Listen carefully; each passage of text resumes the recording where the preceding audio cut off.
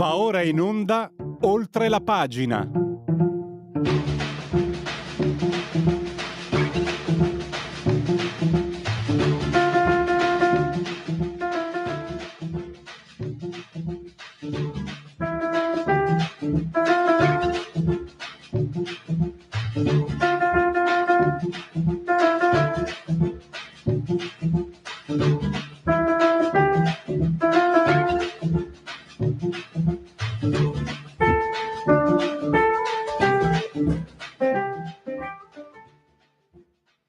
Oltre la pagina, Radio Libertà. Siete in simultanea con noi quando sono scoccate le 10:41. Iniziamo oggi con il dottor Angelo Mercuri. Lui è un medico psicoterapeuta e ha scritto un saggio, sì, è un editoriale, ma è, diciamo, supportato da un'analisi di cifre e numeri importante, che smantella determinati luoghi comuni cui abbiamo assistito, cui continuiamo ad assistere. Personalmente qui assistiamo da quando qualche assassino, un termine forse forte da usare visto il tema, qualche farabuto della lingua italiana ha inventato femminicidio. Sono anni che dico, ma scusate un attimo, femminicidio, cioè uccisione di una femmina in sé è spregiativo quando si parla soprattutto di esseri umani, ma voi avete scelto così perché funziona bene, come a suo tempo xenofobo, eccetera eccetera. Poi siete supportati dai media più, diciamo, più forti, e la cosa funziona. In realtà non funziona niente, prima di tutto perché si è gettato una fata morgana. Allora, andiamo con ordine. La violenza sulle donne è chiaro, è tra le violenze cioè la violenza non è accettabile. Poi se c'è un aggravante, come previsto anche in termini giudiziari, quella sulle donne lo è. Però ne parlavo proprio poc'anzi con il dottor Mercuri, ci sono anche purtroppo gli infanticidi.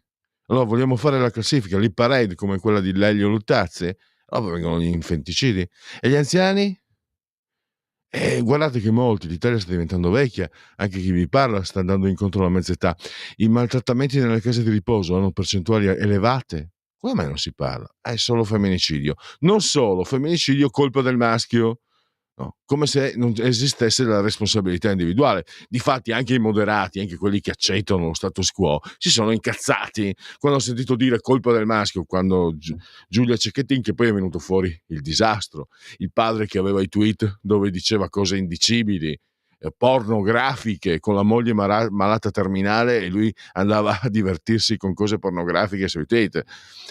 Fabio Fazio non ha avuto il coraggio di chiederglielo, tra l'altro non chiedendoglielo ha attestato che quelle accuse erano vere.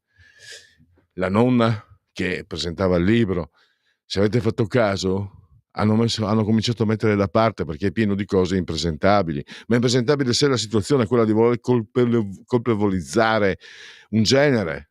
Guarda caso queste cose poi succedono sempre quando c'è un governo di un certo orientamento, perché altrimenti se ne dimenticano. E poi perché in alcuni casi si scende in piazza e in altri no.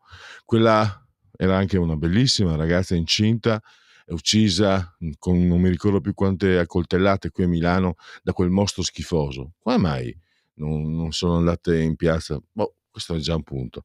Sta di fatto che i numeri dimostrano che parlare di femminicidio è fuorviante, vuol dire assolutamente mettere contro uomini e donne. Chi ci guadagna? Riflettete e poi le risposte ve le date da soli. Noi vi diamo invece, vi forniamo la materia prima, Radio Libertà, ma soprattutto il dottor Angelo Mercuri, che abbiamo in collegamento. Benvenuto dottor Mercuri, grazie naturalmente per aver accettato il nostro invito. Buongiorno a tutti. Allora, ripeto, se andate sul sito centromachiavelli.com, se non sbaglio, trovate l'editoriale con tutti i numeri, ma intanto restate qui con noi su Radio Libertà. Allora, cosa ci dicono queste cifre? Tra l'altro, ci siamo sentiti questa mattina, poc'anzi, con il dottor Mercuri, il capo della polizia ha confermato che i cosiddetti femminicidi, un termine che io aborro, non posso sopportare, negli ultimi 10 anni sono comunque in Italia, hanno una presenza, una frequenza in Italia tra le più basse in Europa. Solo Irlanda e Malta hanno una frequenza più bassa. Quindi parlare il fenomeno è gravissimo, è inutile, c'è solo una bestia può pensare che uccidere una donna non sia di una gravità incommensurabile, ma sta di fatto che parlare poi invece di emergenza, scendere in piazza, lasciamo stare che poi quelle che scendono in piazza è colpa del patriarcato e poi inneggiano da Hamas che le donne le ammazzano veramente in quanto tali. Quello porta lontano. Restiamo alle cifre del dottor, che ha analizzato il dottor Mercuri. Cosa ci dicono allora Sì, queste cifre, dottor Mercuri? A lei la parola. ma sì, io ho voluto appunto guardare perché ero curioso di capire se effettivamente c'è una emergenza femminicidio, c'è stata nel 2023. In realtà c'è stato un grande risalto mediatico, soprattutto dopo l'omicidio di Giulia. Però in realtà le cifre dicono che il femminicidio è in calo, cioè ci sono stati 64, per esempio, donne uccise dal partner o ex partner nel 2023, contro una media degli ultimi 7 anni, per esempio, che è di 67, quindi è addirittura in calo. Quindi questo significa che i mezzi di informazione hanno un grande potere nel dare risalto selettivamente a certe notizie, facendole poi apparire come un evento epidemico. E questo è avvenuto appunto col femminicidio. In realtà l'omicidio della donna è in calo in generale, perché l'omicidio di una donna chiamato femminicidio è non soltanto quello commesso dal partner o ex partner, ma anche in altre circostanze, quindi soprattutto per quanto riguarda la donna nell'ambito di relazioni affettive oppure familiari oppure in ambito di relazioni. Ne abbiamo avute 120 donne uccise nel 2023, però la media degli ultimi 7 anni è stata per esempio 126.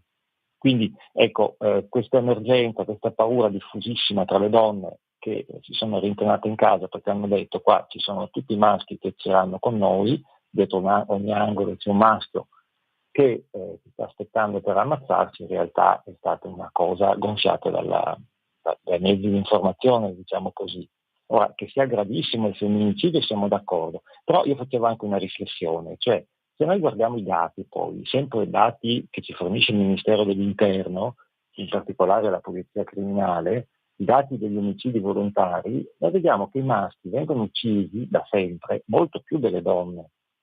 Nei primi anni 90, per esempio, fino ai primi anni 90, il rapporto è enormemente superiore, cioè i maschi venivano uccisi molto più delle donne, addirittura 5 maschi per ogni donna. Adesso però, pur sempre, e sono scesi gli omicidi di maschi, però siamo rimasti a 3 maschi uccisi per ogni 2 donne. Quindi il maschio viene ucciso più della femmina. Ecco, ora la domanda mia è questa. Se nel 2023, per esempio, abbiamo avuto 120 donne uccise, va bene, orribile, bruttissimo, dovremmo eliminare questa piaga, ma abbiamo avuto 210 uomini uccisi. Allora, perché? Perché, a meno che non sia, come io sospetto, una motivazione ideologica, quella di dare enfasi soltanto agli omicidi di una donna, all'omicidio di una donna, ma perché allora non si dà risalto uguale, per esempio nei mezzi di informazione, anche all'omicidio dell'uomo? Cioè, allora l'uomo vale meno, un uomo morto vale meno di una donna, oppure ha più colpe? Ma non credo, perché poi l'omicidio di un uomo avviene soprattutto nell'ambito di una rapina, un litigio, un diverbio, che spesso coinvolge uomini assolutamente innocenti, magari padri di famiglia, gente che ha responsabilità di famiglia, che non ha avuto nessuna colpa, però trova l'energumeno che ha un semaforo, ha un incrocio, lo ammazza magari dopo un litigio breve, impulsivamente, oppure per rapina, oppure nell'ambito di problemi di tipo economico. Però ecco, voglio dire, sono sempre reati odiosi, oppure per futili motivi. Tantissimi maschicidi, cioè gli omicidi di maschio, avvengono nell'ambito di futili motivi, anche per aver negato una sigaretta, oppure fuori dalle discoteche, quanti giovani innocenti vengono ammazzati, quelli non hanno colpe.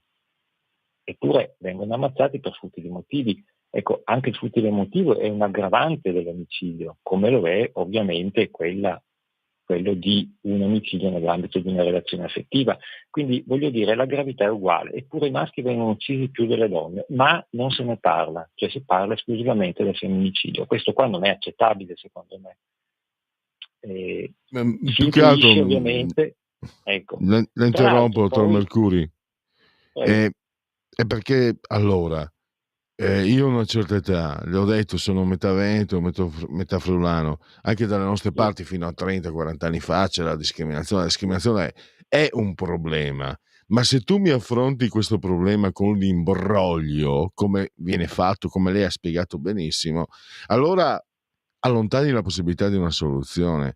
Tra l'altro lei ha fatto un'osservazione interessante che farà inorridire i ben pensanti sepolcri imbiancati, ma scientificamente, per quello che mi consta, per i miei modesti studi inoppugnabile.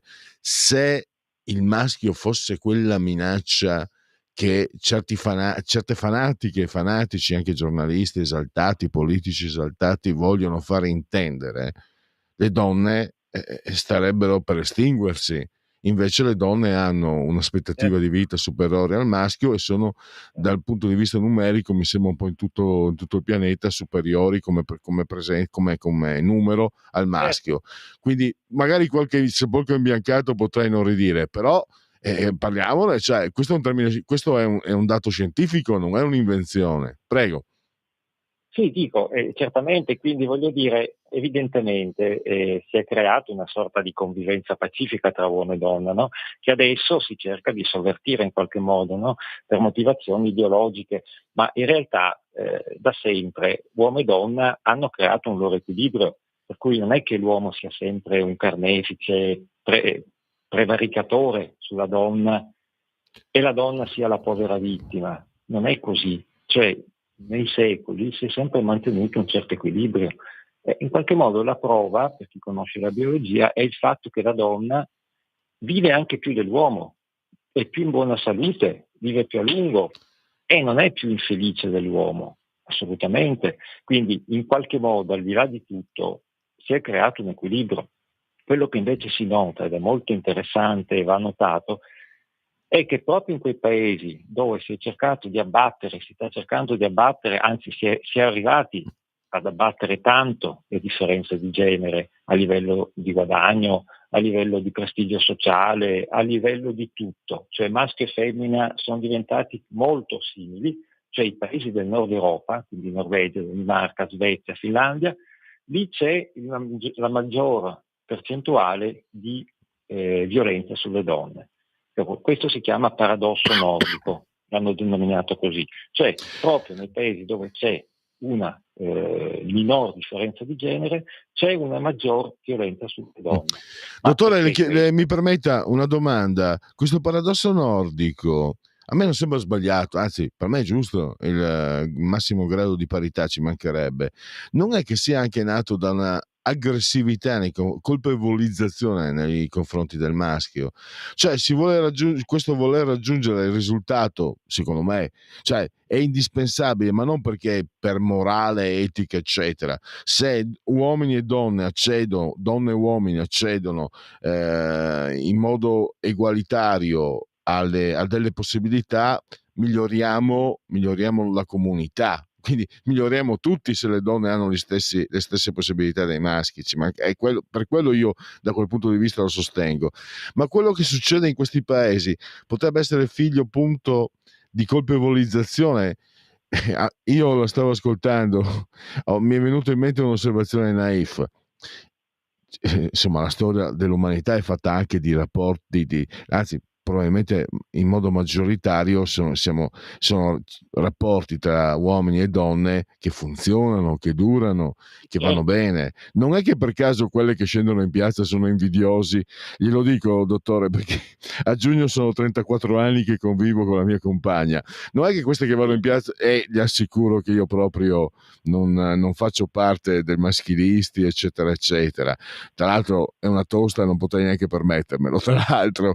Ma non è che chi va in piazza sia anche un po' invidioso di chi è riuscito a maturare un rapporto ma un rapporto compiuto, un rapporto di reciproco rispetto, un rapporto di fiducia reciproca. Io a questo punto sarà naif l'osservazione, ma lo penso, siete invidiose di chi come me, ma tanti altri hanno stabilito, sono riusciti a costituire un bel rapporto con l'altro sesso, cioè con l'altra persona, insomma. Ma certamente c'è sempre questa componente, no, in queste cose, cioè sicuramente le persone che protestano, che vorrebbero in qualche modo colpevolizzare il maschio, sono persone che col maschio evidentemente non hanno un buon rapporto, non riescono ad averlo. E certamente c'è un interesse da parte della comunità, delle lesbiche, dei gay, quelle persone lì, c'è tutto l'interesse per demolire in qualche modo il tradizionale rapporto tra uomo e donna, no? Perché loro professano il gender fluid e tutte queste cose qui. Chiaramente quindi per loro c'è un interesse. E poi però la parte più brutta è la demagogia che c'è da parte di certe correnti politiche che in qualche modo cercano di alimentare e di fomentare questo odio, di crearlo tra uomo e donna per motivazioni demagogiche, cioè per prendere voti in sostanza. Cioè se tu diventi amico di una minoranza, chiaramente prendi i loro voti se riesci a diventare amico loro. Ecco, quindi il fatto di in qualche modo vezzeggiare e adulare le minoranze è diventata l'attività preferita da certi partiti politici che sono ormai in crisi di identità e non hanno più idee. Quindi che cosa hanno escogitato? Aduliamo le minoranze in modo tale da prendere i loro voti. Qualcuno dirà ma sono pochi perché sono minoranze, ma non sono pochi, perché se noi pensiamo che per esempio gli omosessuali sono il 5% della popolazione, lo sono più o meno sempre stati. Ora, il 5% di una popolazione italiana, non so quanto sia, 56 milioni più o meno, 60 milioni, non è poco, basta fare i conti, sono tantissimi voti, il 5%. Se dopo aggiungi che non prendono solo i voti dalla minoranza degli omosessuali, ma anche da altre minoranze, questo qui è un'attività molto redditizia dal punto di vista dei voti, quindi chi ha l'interesse di alimentare l'odio tra i generi e anche poi tra l'altro confondere i generi, fare confusione agli adolescenti, fare propaganda omosessuale, sono tutte quante ideologie che per chi ha questi problemi, l'omosessualità o altri tipi di problemi, è comprensibile, ma poi c'è quella parte invece che è deplorevole, che è fatta da politici e demagoghi, cioè che vogliono cavalcare questa differenza e questo contrasto tra i generi per ricevere voti e quindi alimentano queste tendenze.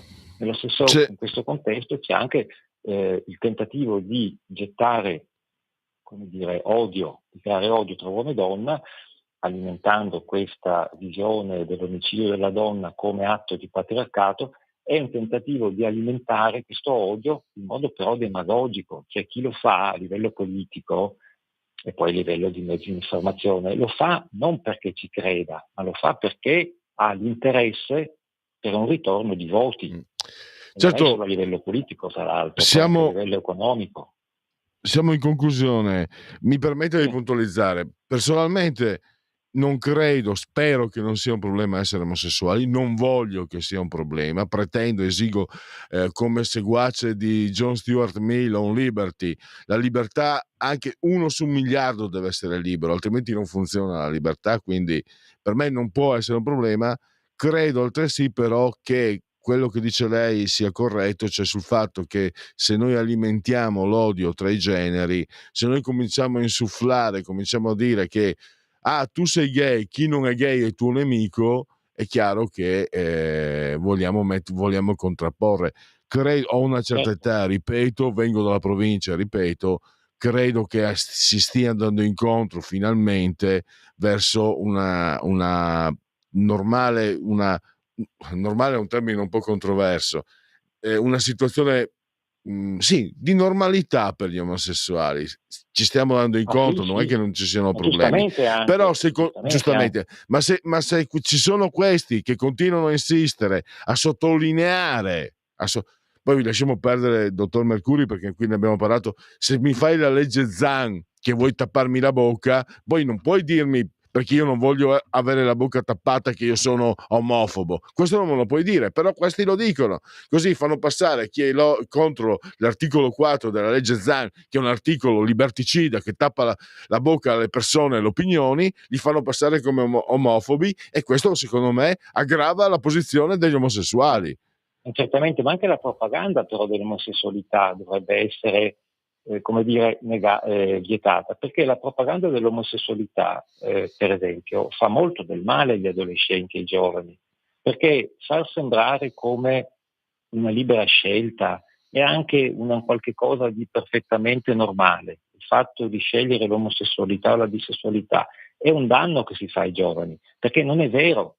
L'omosessuale ha una vita molto più difficile dell'eterosessuale, quindi confondere diciamo, i generi ai giovani e agli adolescenti è veramente un'azione deplorevole, perché avere queste differenze, appartenere ad una minoranza è sempre più problematico.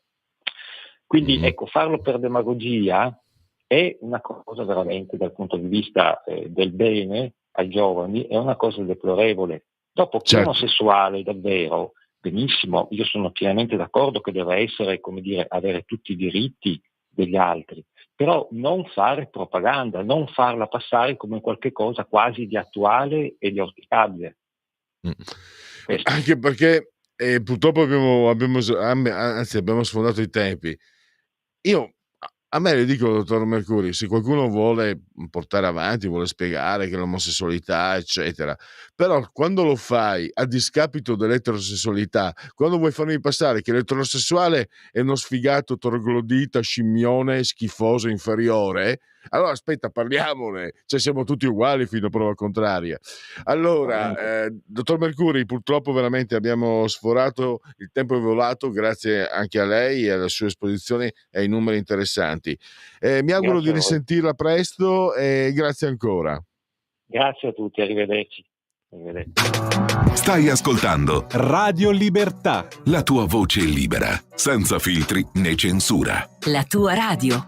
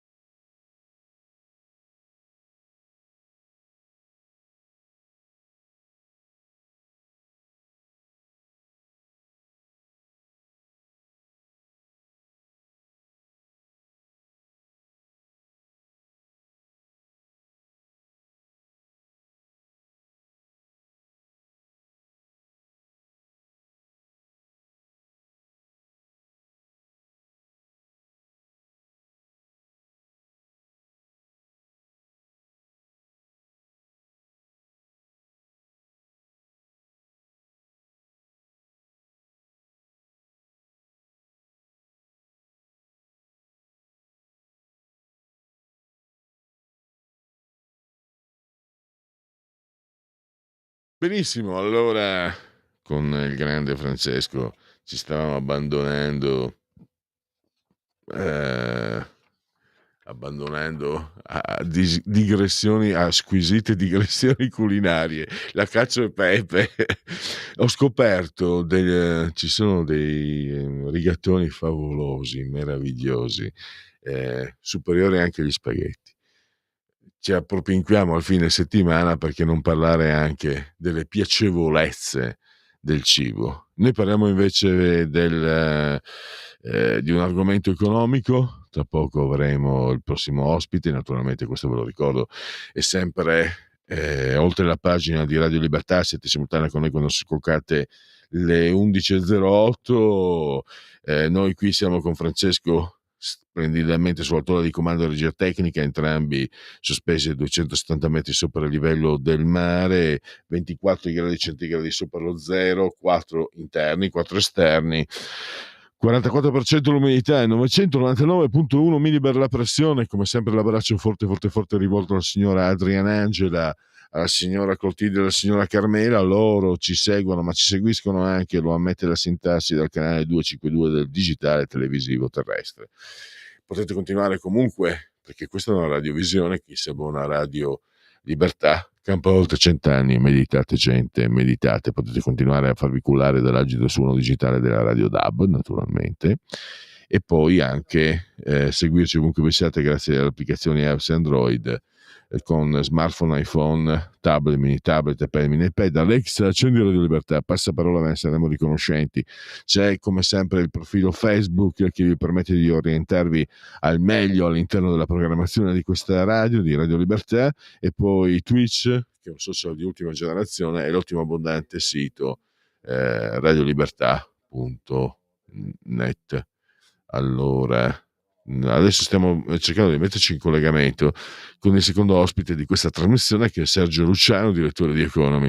L'argomento è molto interessante perché si parla dell'ILVA e secondo Sergio Luciano riconvertire l'ILVA è cruciale per l'economia italiana, perché significherebbe fornire di acciaio la manifattura italiana, anziché costringerla, tra virgolette, insomma, anziché doversi rivolgere all'estero. Poi con il problema delle materie prime, con il problema energetico, con il problema degli UTI che stanno presidiando il Mar Rosso, eccetera, eccetera, avere la garanzia di poter produrre acciaio in casa propria è una garanzia economica. Vediamo se tra poco riusciamo ad avere il nostro ospite. Intanto scusate, abbiamo qualche problemino, sono gli inconvenienti della diretta, diceva De Cuius, perché qui ovviamente lavoriamo proprio senza rete, senza ombrelli di protezione. Vediamo, Francesco, come siamo con la questione dell'ospite. Ce l'abbiamo? No, non risponde. Allora, che tempo non aspetti tempo, tanto sarebbe il secondo in 2 giorni. Ogni tanto ci sono i periodi in cui l'allineamento dei pianeti è negativo, è contrario, e quindi anche oltre la pagina non riesce a mantenere le promesse. Allora, Francesco, mandiamo la sigla di Segui la Lega, così guadagniamo del tempo, poi vediamo. Segui la Lega è una trasmissione realizzata in convenzione con La Lega per Salvini Premier. Allora, segui la Lega, prima che la Lega segua te alla Marciano, seguisca te alla Pellegrina, previsto anche dalla sintassi. Sono sul sito legaonline.it, scritto legaonline.it.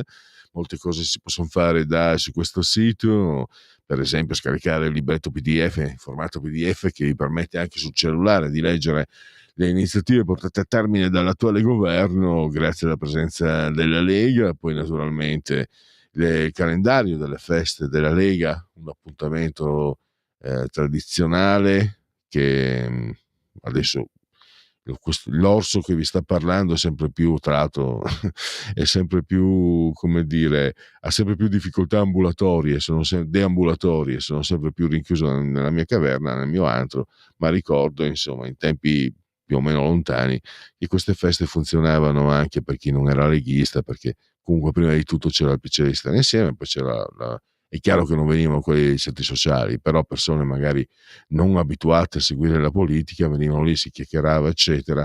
Se volevano seguivano le chiacchiere politiche, altrimenti si parlava d'altro, perché non è che il leghista, ma anche il militante, abbia solo, certo ci crede tanto nella Lega, nella sua militanza, nella propria militanza, ma è una persona comune, siamo assolutamente persone comuni, quindi anche in grado di parlare d'altro, si parla di calcio, si parla, stavo per dire di donne, ma sembrerebbe maschilista.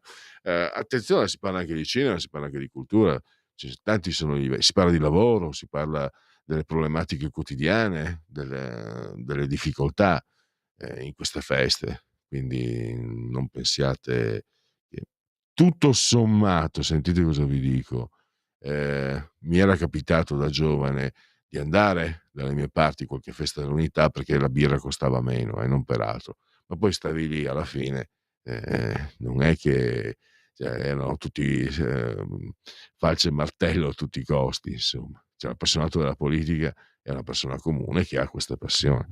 Allora, chi abbiamo in linea?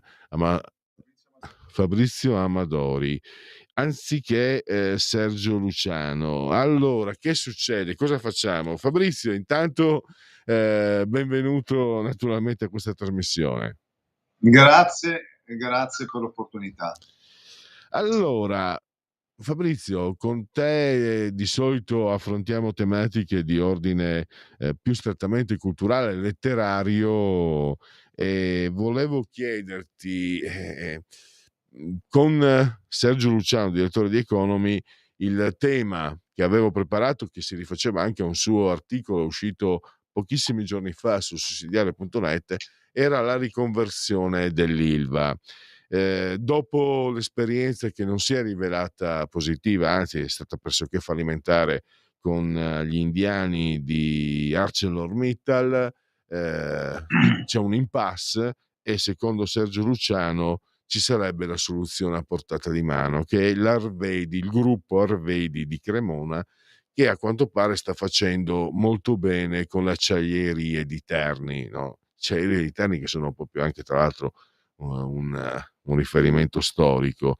E dice sempre Sergio Luciano in questo articolo che è fondamentale e strategico per l'economia italiana la riconversione dell'Ilva, perché significherebbe garantire fornitura di acciaio alla manifattura italiana. E sempre Sergio Luciano, che è un liberale, che è un pensatore liberale, non si tira indietro quando osserva che a questo punto tanto vale che sia lo Stato a intervenire per questa riconversione, facendo riferimento, lui fa esplicito riferimento a quanto succede in Germania, dove il governo tedesco ha garantito 2 miliardi e mezzo alla ThyssenKrupp proprio per diciamo una situazione grosso modo simile, non proprio, per carità.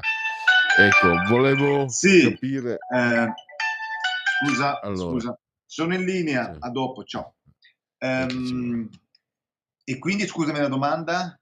No, volevo capire in questo quadro economico cosa ne pensi dell'articolo di Sergio Luciano? Allora, l'articolo in realtà non l'ho letto, posso dirti cosa penso io della situazione e in particolare dello sviluppo della crescita dell'Italia, anche paragonandolo a paesi che tu hai citato come la Germania e così via.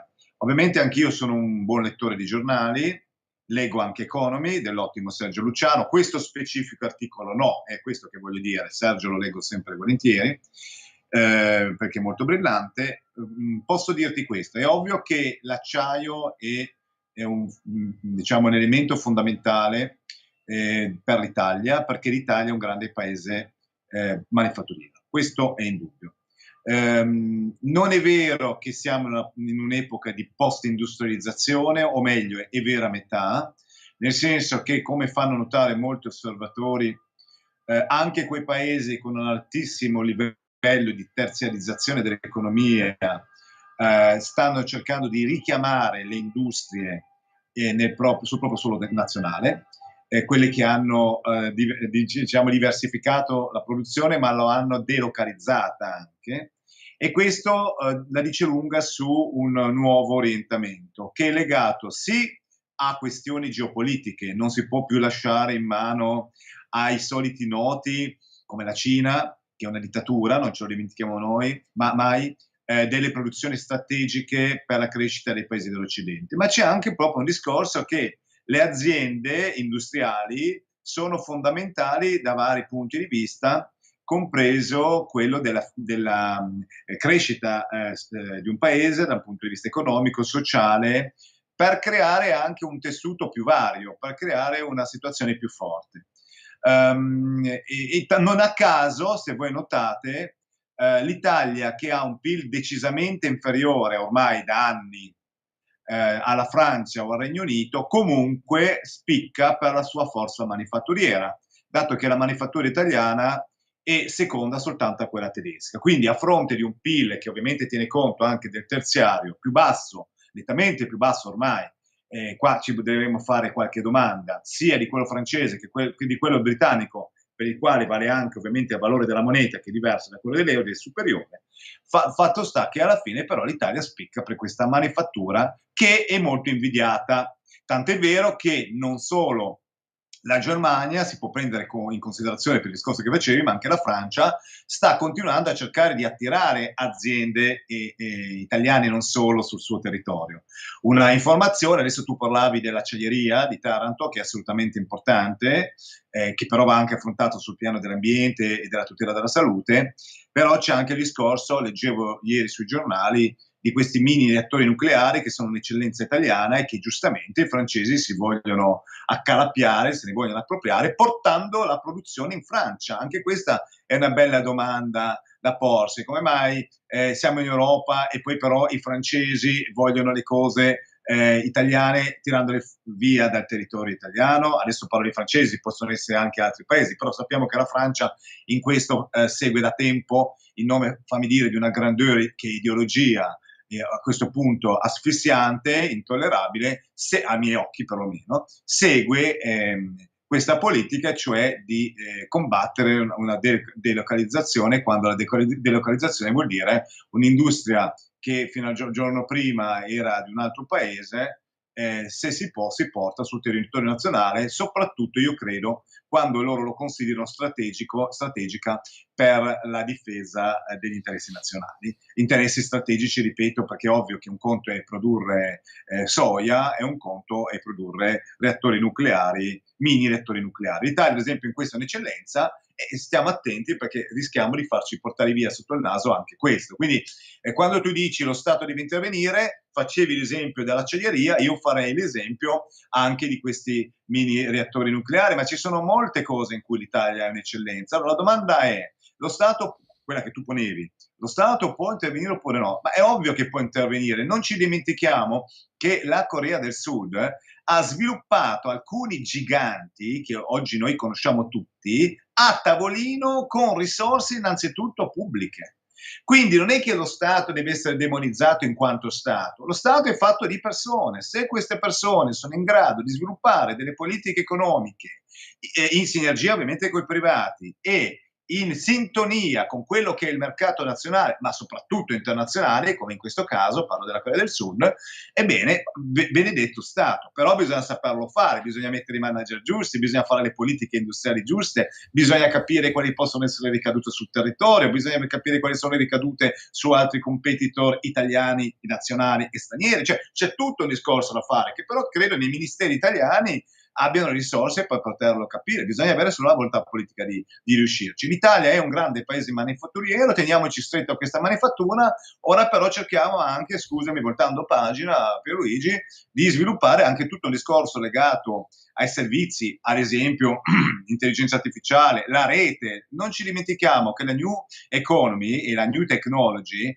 quella degli anni 90, ha determinato una crescita economica degli Stati Uniti d'America abissale, che poi spiega come mai ci hanno doppiato. Cioè, gli Stati Uniti d'America fino ai primissimi anni 90 avevano 5 volte il PIL italiano, e questo più o meno rispecchiava anche la popolazione. Avevano 5 volte la popolazione italiana, avevano 5 volte il PIL italiano. Ora ci hanno doppiato, nel senso che hanno più di 11 volte il PIL italiano, ma non mi risulta che gli Stati Uniti d'America abbiano 11 volte la popolazione italiana. Che cosa è successo?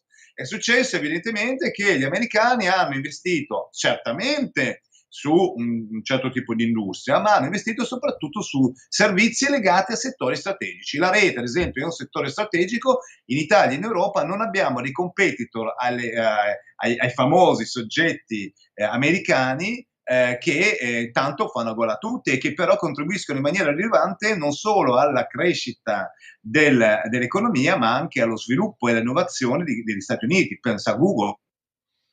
Mm-hmm. Allora, Fabrizio, intanto ti ringrazio. Ecco, pronto.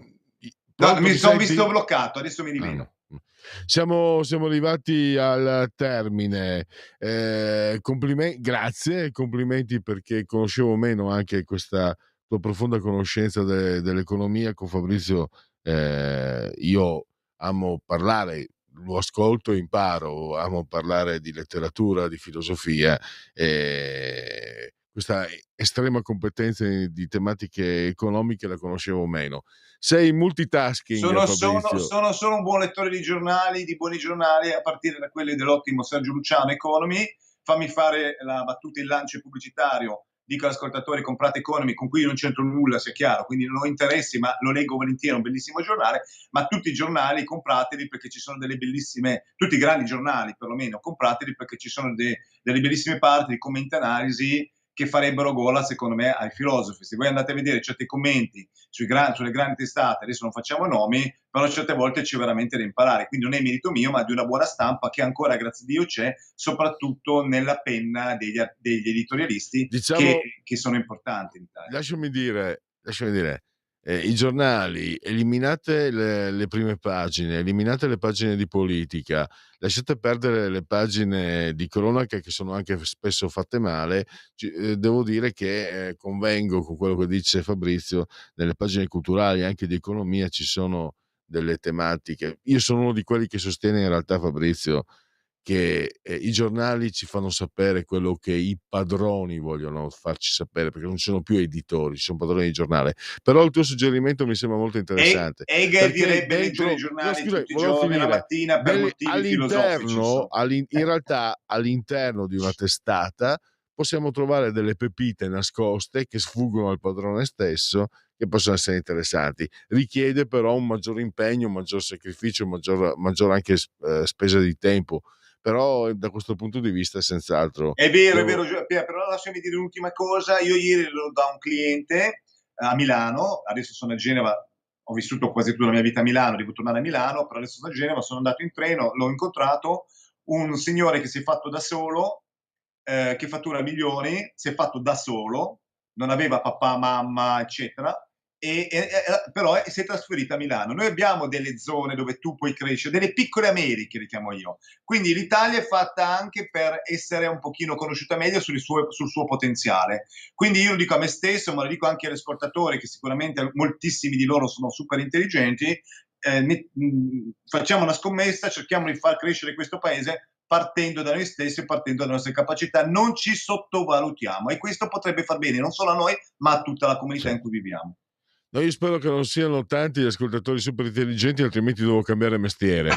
Allora, grazie a Fabrizio Amadori, nerosubianco.blog, ci sono sempre molti spunti, tra l'altro. Fabrizio, grazie davvero, a risentirci a presto. Grazie a voi, grazie ancora, è sempre bello stare qua. Ciao ciao. Allora, togliamo la condivisione, ci sono sondaggi e poi sì, segui la Lega, l'avevamo già fatto, di la verità. C'è un Istat, stima preliminare dei conti economici dell'agricoltura, dunque si riducono questi conti, la produzione dell'agricoltura si riduce in volume meno 1,4 e in valore meno 2. Togliamo condivisione e poi abbiamo il sondaggio, poi direi Euromedia Research. Abbiamo quanto è soddisfatto della manovra economica? Allora, 28,2 soddisfatto e addirittura 54,7 insoddisfatto, 17 non sa. Questa manovra porterà svantaggi per il 43,4, benefici per il 16,5, nessun impatto 23,6, non sa il 16.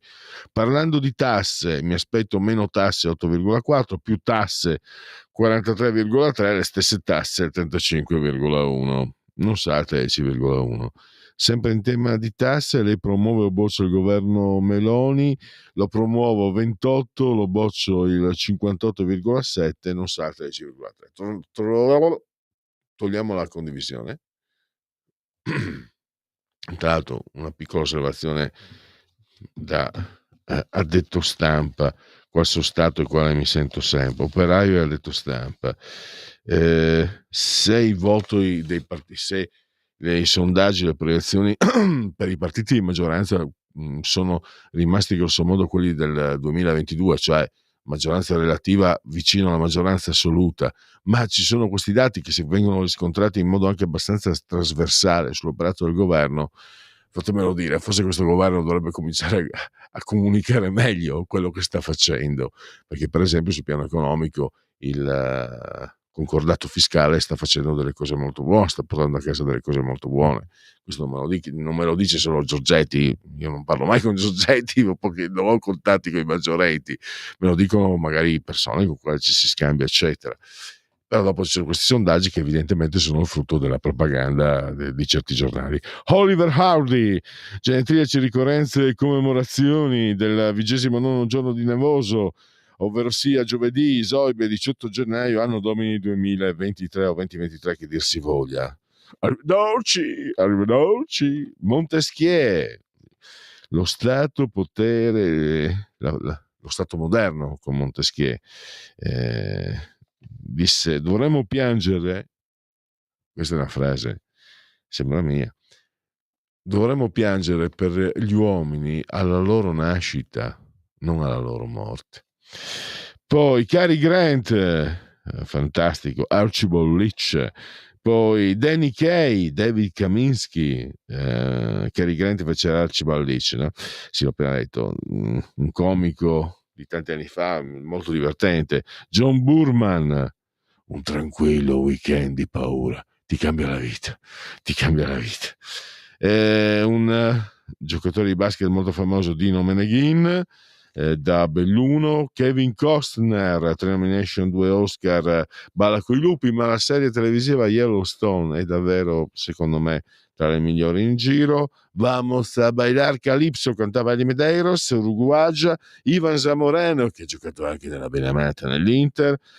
Pep Guardiola, il Barcellona e non solo, l'attaccante e lo spazio, diceva. Poi la creatura, Riccardo Montolivo, giocatore di calcio che è stato nel Milan, nella Fiorentina. E chiudo con la leggenda, vera, pura, assoluta, totale leggenda. Magari trovate anche su YouTube quello che i più giovani, Gilles Villeneuve, non c'è bisogno di dire altro, se non ringraziare Francesco, assiso saldamente sul trono di comando energia tecnica. C'è Lega Liguria che incombe, quindi buon proseguimento e grazie ancora a todos. Miau.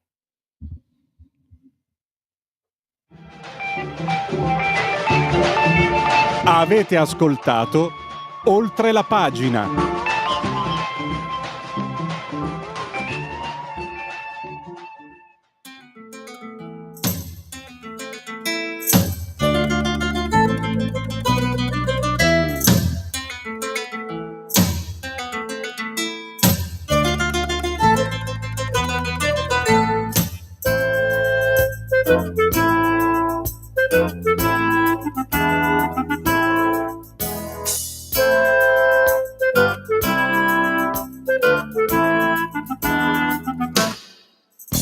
Io mi chiamo Pasquale Cafiero e son brigadiero del carcere Oinè. Io mi chiamo Cafiero Pasquale, sto appoggio reale dal 53 e al 100° catenaccio alla sera mi sento uno straccio. Per fortuna che al braccio speciale c'è un uomo geniale che parla con me tutto il giorno con 4 infamoni, briganti papponi cornuti alla che. Tutte l'ore con sta fedenzia che sputa minaccia sa piglia con me. Ma alla fine m'assetto papale, mi sbottone, mi leggo il giornale, mi consiglio con Don Raffaele, mi spiega che penso e bevi il mio caffè. Ah, che bello caffè, pure in carcere lo sanno fa. Una ricetta caccirinella, compagni di cella ci ha dato mamma. Prima pagina, 20 notizie, 21 ingiustizie, lo Stato che fa. Si costerna, si indigna, si impegna, poi getta la spugna con gran dignità. Mi cervello mi asciugo la fronte, per fortuna c'è chi mi risponde. A quell'uomo sceltissimo immenso io chiedo consenso a Don Raffaele. Un galantuomo che tiene 6 figli, ha chiesto una casa e ci danno consigli. Mentre l'assessore, che Dio lo perdoni, prende le roulotte, ci alleva i visoni. Poi vi basta una mossa, una voce, che sto Cristo ci leva una croce. Con rispetto se fattore 3, volete spremuto o volete caffè. Ah, che bello caffè, pure in carcere lo sanno fa. Che ricetta caccirinella, compagno di cella ci ha dato mamma. Ah, che bello caffè, pure in carcere lo sanno fa. Con ricetta di ciccirinella, compagni di cella precisa mamma.